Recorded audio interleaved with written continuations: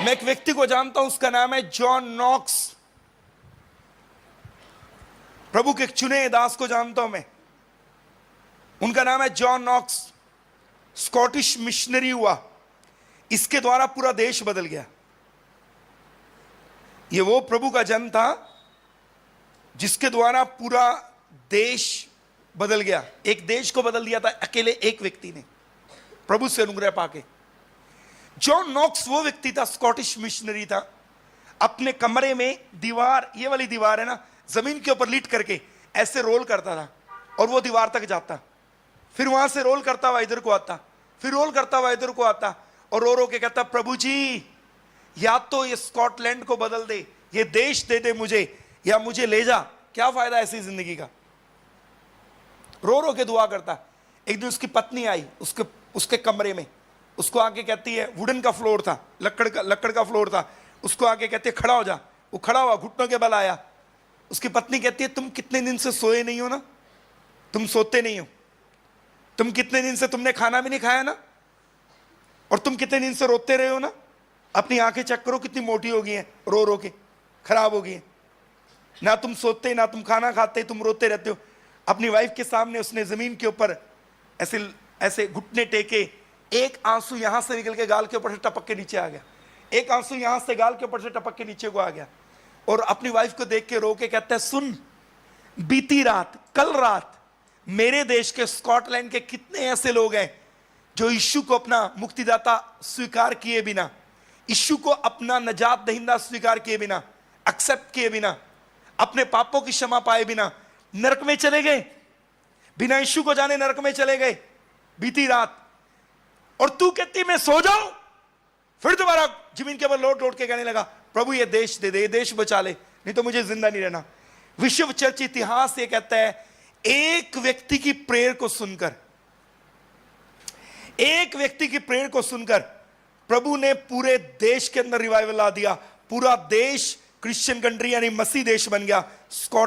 Scotland, वहां से पूरी दुनिया में बड़े बड़े मिशनरी दुनिया भर में जाकर के प्रभु का प्रचार करने के लिए गए। मैं आपको कहना चाहता हूं, एक व्यक्ति की दुआ को सुनकर परमेश्वर ने पूरे देश में रिवाइवल ला दिया। मोहित लगाएं, एक व्यक्ति की दुआ को सुनकर प्रभु ने पूरे देश को बचा लिया। याद रखना, एक सूखे हुए जंगल में आग लगाने के लिए माचिस की पूरी डिब्बी नहीं, एक तिल्ली चाहिए। ओ डी.एल. मूडी प्रभु के एक श्रेष्ठ दास ने कहा, डी.एल. मूडी प्रभु के एक श्रेष्ठ दास ने कहा, सुनिए, डी.एल. मूडी प्रभु के एक श्रेष्ठ दास ने कहा, ओ जब एक व्यक्ति पवित्र आत्मा की आग से जलता है, लोग उसे देखने के लिए चले आते हैं। मूसा जलती हुई झाड़ी को देखने गया। आप प्रेयर में प्रभु के आगे बैठिए, आपके ऊपर जो आग उतरेगी, आपके ऊपर जो मस्सा उतरेगा, लोग आपको देखने चले आएंगे। हालेलुया।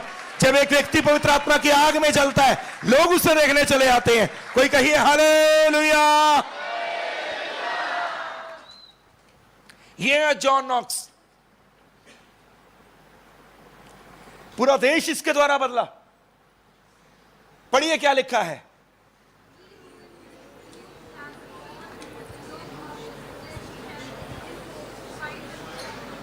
जो व्यक्ति अपनी जवानी की अवस्था में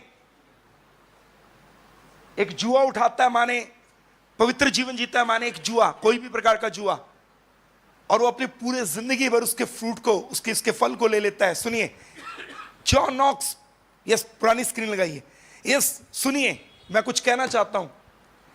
आत्मिक युद्ध का पहला नियम यह है कि आपके लिए यह लड़ाई पहले से लड़के आपके हक में जीत के दी जा चुकी है। बोलिए हालेलुया, जोर से बोलिए हालेलुया। एक आयत पढ़े, रोमियो, भाई स्क्रीन पे लगा देना, आखिरी अध्याय 20 पद। बंद करने लगे हम लोग, ओ 12:02 हो गए, हम 2 मिनट आगे चले गए, जल्दी से बंद करते हैं। रोमियो 12 रोमियो आखिरी अध्याय 2 पद, जल्दी से प्लीज जल्दी। शांति का परमेश्वर शैतान को तुम्हारे पांव से शीघ्र कुचलवा देगा। रोमियो आखिरी 20, भैया 20, आपने 2 लगा दिया, यस, आखिरी अध्याय का 20 पद, यस यस यस, यहां देखते हैं बेटा, थैंक यू। अब आगे देखिए प्लीज, सब आगे देखिए, अपनी बाइबल बंद कर दे, मेरी तरफ देखिए। शांति, मेरे पीछे बोलिए, शांति का परमेश्वर शैतान को तुम्हारे पांव के नीचे शीघ्र कुचल देगा। यह अनुवाद सही नहीं है, यह अनुवाद सही नहीं है भैया, कोई और अनुवाद लगाइए, गलत अनुवाद है ये, कोई और अनुवाद लगाइए, कुचल नहीं है ये। यस, जल्दी, क्विकली, कुचलवा देगा। पढ़िए बेटा, अब आप पढ़िए, आपकी बारी है। शांति का परमेश्वर शांति का परमेश्वर शैतान को तुम्हारे पांव से शैतान को तुम्हारे पांव से शीघ्र कुचलवा देगा। शीघ्र कुचलवा देगा। इस आयत का अर्थ यह है, काम प्रभु करेगा, कुचलवाने का काम प्रभु करेगा, पर पैर तुम्हारा होगा। जी, लड़ाई प्रभु ने लड़ी, जीत तुम्हारे हिस्से में बोलेगी। बोलिए हालेलुया, कुछ और से बोलिए हालेलुया। यीशु के नाम की। प्रार्थना करने वाले लोग मैंने कभी हारते नहीं देखते। देखिए, एक सैनिक जो अनेक प्रकार के हथियार पहने अपने पांव पे खड़ा है, एक कुशल सैनिक, उससे कहीं ज्यादा ताकतवर एक कमजोर मसीह है। अगर वो अपने घुटनों पे आ गया, उससे ज्यादा कहीं ताकतवर एक कमजोर मसीह, चाहे अपने घुटनों पर आ गया हो। सुनिए, प्रार्थना जीत लेकर आती है, प्रार्थना आपकी विक्ट्री को प्रकट करती है। जीत लेकर आने का अर्थ ही नहीं दोबारा पैदा होगी, ऑडियो जी चुके हैं उसको प्रकट करती है।